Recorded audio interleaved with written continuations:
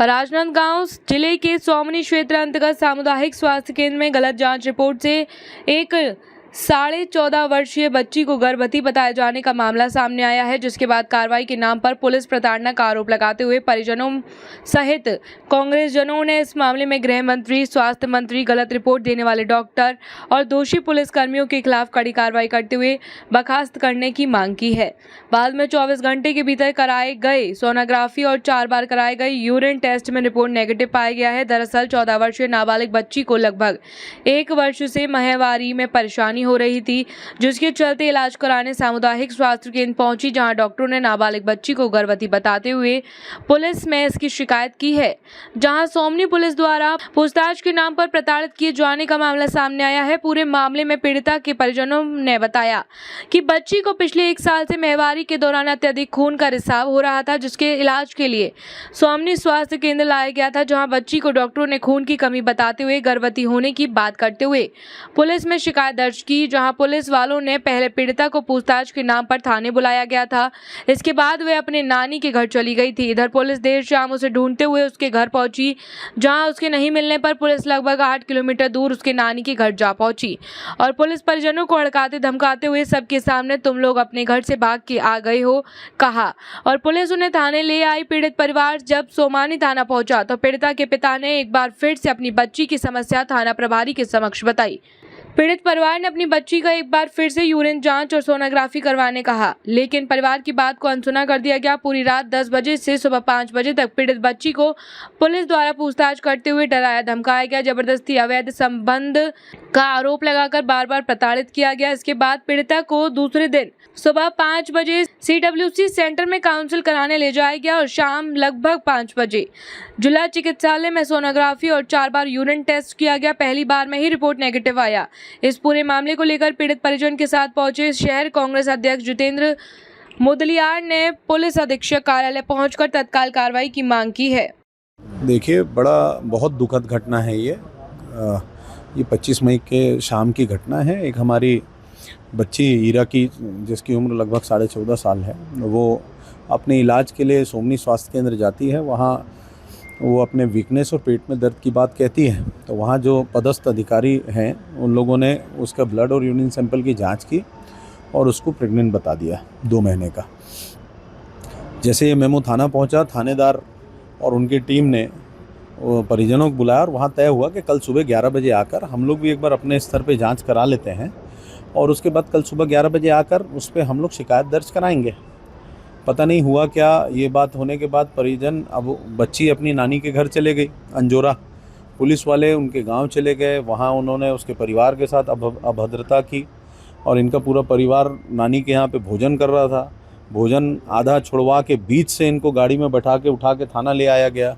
रात भर थाने में, जबकि ये अधिकार किसी भी थानेदार को नहीं है कि किसी महिला, और वो भी नाबालिग महिला को रात भर थाने में बैठाए, तो थानेदार ने इनको रात भर थाने में बैठाया।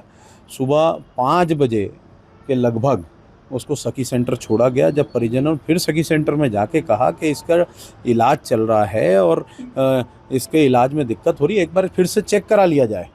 जब जाकर जिला डिस्ट्रिक्ट हॉस्पिटल उसको भेजा गया और जहां उसकी सारी रिपोर्ट नेगेटिव आई और पुलिस प्रशासन के लोगों की जो ये ज़्यादती थी, उससे वो बच्ची बहुत ज़्यादा भयभीत है, उसका परिवार बहुत ज़्यादा भयभीत है और पूरे परिवार में एक भय का वातावरण बना हुआ है, जिसके विरोध में आज हम सब लोग यहाँ आए थे। हमारी मांग थी, जिला प्रशासन से भी हमने मुलाकात की। स्वास्थ्य विभाग के उन कर्मचारियों के ऊपर भी कार्रवाई होना चाहिए जिन्होंने गलत रिपोर्ट दी।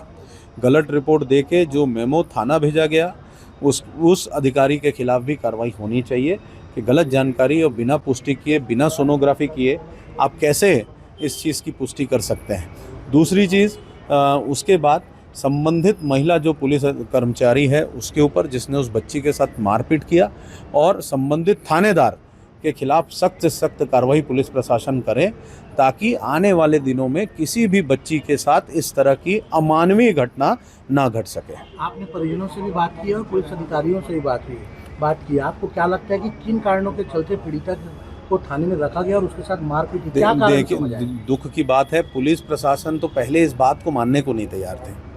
उन्होंने कहा, बोल रहे हैं हम अभी जांच कराएंगे, हम CCTV देखेंगे, थाने का ये करेंगे। जब थानेदार ने इसको स्वीकार किया कि हाँ मैंने रात भर थाने में बैठाया, तब पुलिस इस मामले की संवेदनशीलता को समझ पाई।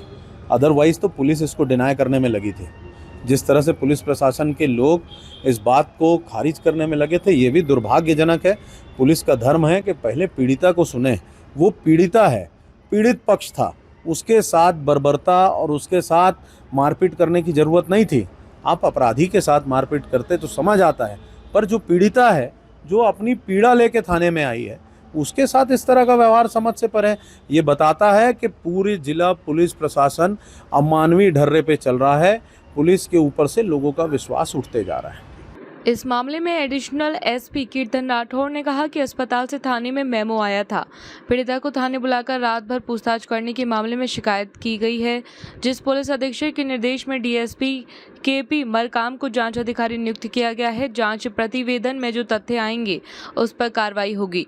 परिजन आए थे और उनके साथ कांग्रेस के लोग आए थे। 25 तारीख को थाना सोमनी में एक पास्को एक्ट का प्रकरण आया था, जिसमें हॉस्पिटल से एक अस्पताली मेमो आया था, जिसमें पीड़िता को थाना में बुला करके रात भर रखने और उससे पूछताछ करने के संबंध में थाना प्रभारी एवं उसके टीम के खिलाफ पीड़िता एवं उसके परिजन लोग आकर के आवेदन पत्र भी दिए हैं। इसमें प्रथम दृष्टया भी जो टीम है थाना का, उनके द्वारा पीड़िता को थाना बुलाकर पूछताछ करने के नाम से उनके परिवार के साथ में रखना के संबंध में तथ्य आए हैं। इसमें जो भी लापरवाही बरती गई है थाना प्रभारी या उसके थाना के स्टाफ के द्वारा, उसके संबंध में आदरणीय एसपी मैडम के द्वारा जांच आदेशित किया गया है। उस पर जांच प्रतिवेदन के लिए 2 दिन के भीतर में जैसे जांच प्रतिवेदन प्राप्त होती है, आगे जिसके जो गलती पाया गया जाएगा, जिसका जो गलती प्रमाणित पाई जाएगी, उनके विरुद्ध में जो नियमानुसार विधिवत सम्मत कार्रवाई की जाएगी। मारपीट करने का भी आरोप पीड़िता के द्वारा उनके मारपीट चुनरी में खींचने का महिला रक्षक के द्वारा ऐसा बताया गया है। उसमें तथ्यात्मक वो जांच में वो भी प्रतिवेदन में स्पष्ट हो जाएगा। तो जो भी तथ्य आएंगे उस पर आगे कार्रवाई की जाएगी। और उसको लिए डीएसपी जो केपी मरकाम जी हैं, उनको जांच अधिकारी नियुक्त किया गया है और उनके द्वारा जांच प्रतिवेदन प्राप्त होने पर आगे कार्रवाई की जाएगी। पीड़िता के परिजनों ने बताया कि इस पूरे घटना से उनकी बच्ची काफी डरी और सहमी हुई है। 2 दिनों से वह खाना भी नहीं खा रही है। पीड़िता के परिजनों ने इस पूरे मामले में गलत रिपोर्ट देने वाले डॉक्टर और दोषी पुलिस कर्मियों के खिलाफ कड़ी कार्रवाई करते हुए बर्खास्त करने की मांग की है। राजनांदगांव से विजन टाइम्स न्यूज के लिए भूमिका देवांगन की रिपोर्ट।